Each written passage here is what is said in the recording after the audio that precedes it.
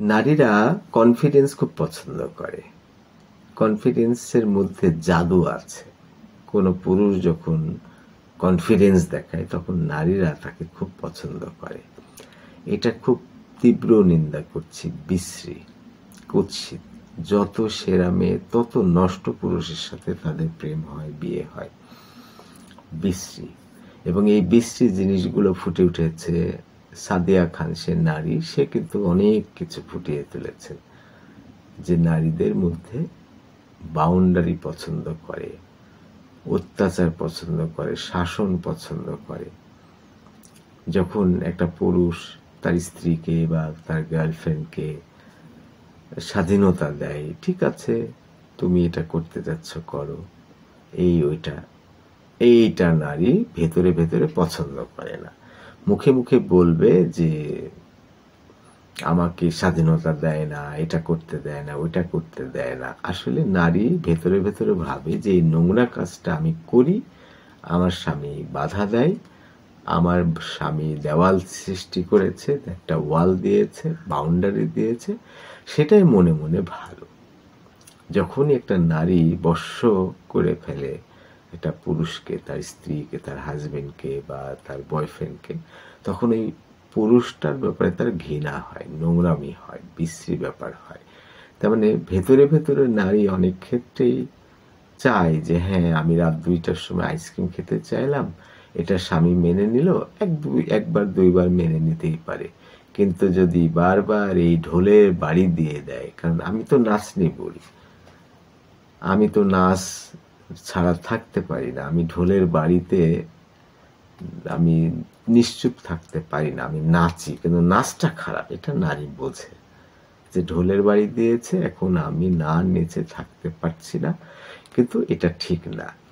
কিন্তু ভালো পুরুষ কি করে, আচ্ছা সে যখন নাচছে ঠিক আছে মেনে নেয়, কিন্তু নারী ওটা ঘৃণা করে, পছন্দ করে না।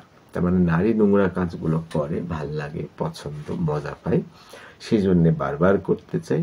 কিন্তু পুরুষ সেটাতে বাধা দিতে হবে, বাউন্ডারি দিতে হবে। তুমি এই ছেলের সাথে এভাবে কথা বলছো কেন, ওই ছেলের সাথে তোমার কি এত প্রেম, এত ভালোবাসা, এত কথা কিসের? এগুলোই নারী পছন্দ করে। কিন্তু ভালো পুরুষ সেটা বলে না, কষ্ট দিতে পারে না, ভাবে যে তার স্ত্রী বা তার গার্লফ্রেন্ড কষ্ট পাবে, সেই কষ্টটা দিতে চায় না।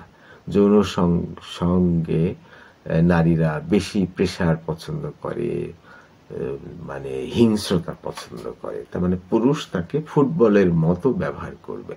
তার মানে একটা নারী বিছানায় ফুটবল হতে চায়, একটা পুরুষ সেই ফুটবলটা ইচ্ছা মতো লাথি মেরে মেরে সেই ফুটবলটা খেলবে, এটা নারী মনে করে।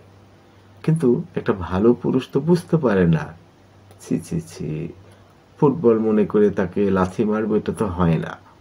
কিন্তু নারী ওটাই পছন্দ করে, তাকে পিষে ফেলতে হবে, তাকে তার মানে শরীরে চাপ তৈরি করতে হবে, পিষতে হবে, এটাই তার জন্য বিনোদন, এটাই তার জন্য মনোরম, এটাই তার জন্য সুখের।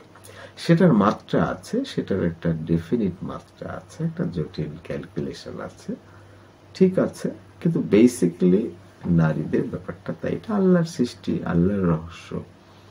একজন বলছে যে আমার বউ তো 29 দিন বাবার বাড়িতে থাকলো, আমি 1 মাসের ছুটিতে আসছিলাম আর একদিন আমাদের বাড়িতে থাকলাম। বললাম যে তুমি খুবই ভদ্র, তুমি মনে করছো যে তুমি একটা মহান কাজ করলে, বউকে অ্যালাউ করলে, 29 দিন তার বাড়িতে থাকতে দিলে।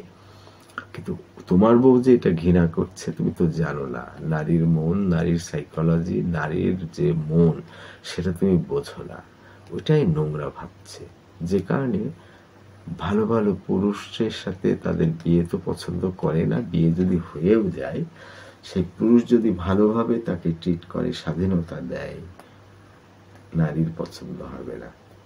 ওই সাময়িকভাবে সে চায় যে আমাকে প্রতিদিন আইসক্রিম খাওয়াক, মাঝে মাঝে বাজারে নিয়ে যাক, শাড়ি গহনা কিনে দিক, রেস্টুরেন্টে প্রতিদিন খাওয়াক, এগুলো সে চায়। কিন্তু যখন সেই পুরুষ নিজে না খেয়ে তার বউকে উজাড় করে দেয়, তখন বউ নেয়, কিন্তু সেটা পছন্দ করে না।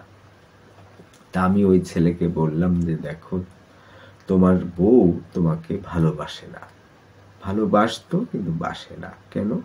কারণ এই যে 29 দিন সে থাকলো, এই কাজটা অন্যায় ছিল, এটা বাজে ছিল। শ্বশুর শাশুড়ি আছে, তাদের এখানে একদিন থাকলো, আর যেহেতু শহরে থাকে, চাকরি করে তার স্বামী, সে একটা সুযোগ পেয়েছে তার শ্বশুর শাশুড়িকে একটু চা খাওয়াবে, কফি খাওয়াবে, সেটাই কিন্তু সে মনে করে যে আমি যদি 29 দিন না থাকতাম, 20 দিন যদি শ্বশুর বাড়ি থাকতাম, 10 দিন মায়ের বাড়ি থাকতাম, 20 দিন যদি আমি শ্বশুর শাশুড়ির সেবা করতাম, কফি খাওয়াতাম বানিয়ে বানিয়ে, তাহলে কতই ভালো হতো। কিন্তু স্বামী তো খুবই ভদ্র, স্বামী তো সেটা চাচ্ছে না, তার বউকে কষ্ট দিতে চাচ্ছে না। আচ্ছা ঠিক আছে, তুমি যেহেতু গ্রামে আসছো, ঠিক আছে, আমি আমার বাবা মাকে দেখছি, তুমি তোমার বাবা মাকে দেখো, এরকমটা মনে করছে। কিন্তু নারী ভেতরে ভেতরে ওটাকে নোংরা ভাবছে।